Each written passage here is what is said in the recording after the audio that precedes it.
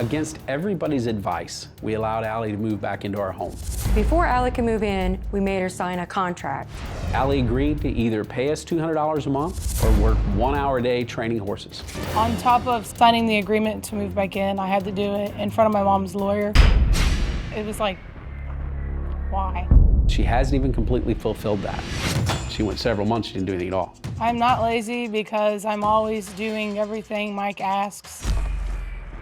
Maybe not at the pace he wants me to do it, but I'm still doing it.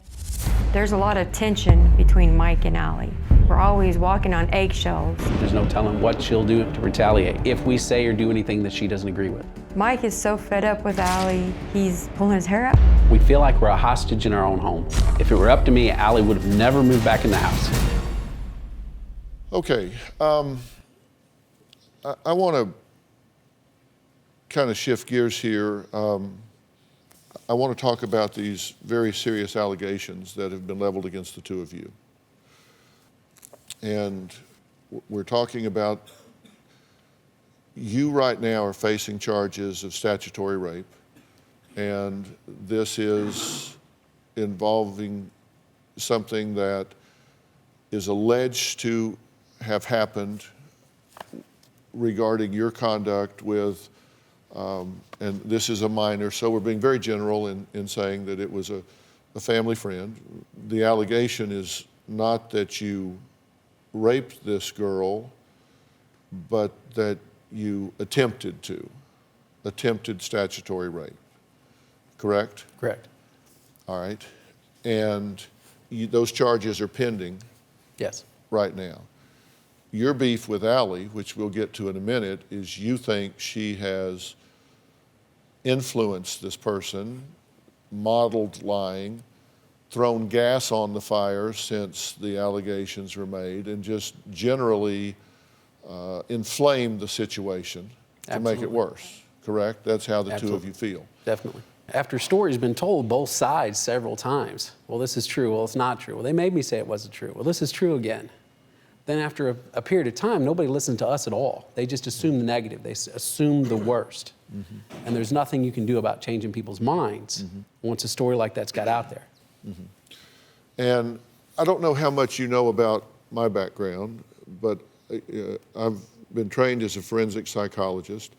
I spent most of my professional career in the litigation arena. I've made recommendations to the court when you're in a he said, she said situation. Right. And I can tell you one thing for absolute drop dead certain. You want to tell the truth. Yes, sir. And there are not versions of the truth. Because I think that when we're talking about children and molestation or abuse, it's a false positive system.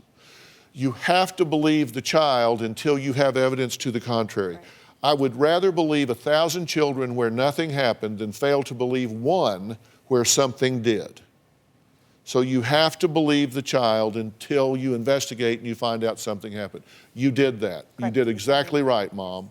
You did, sorry, but you did exactly right. You have to believe the child until you find out otherwise. And you believe that you did find out otherwise. Yes, I did. But you were arrested. Yes. You were taken to the police station? Yes. Did they Mirandize you? Yes, they did. And they took a statement? Yes, they did. And they recorded that statement? Yes. What did you tell them? I just told them the truth. You know, I told them that it didn't happen. I've never had a thought like that about a child in my life. I would never touch a child in any way, shape, or form. I talked about conversations that we'd had later that afternoon because they asked in detail about different conversations I'd had with that friend of the family. And I just told the truth. Do you have a story or a question for me? Click the link in the description and tell me what in the world is going on.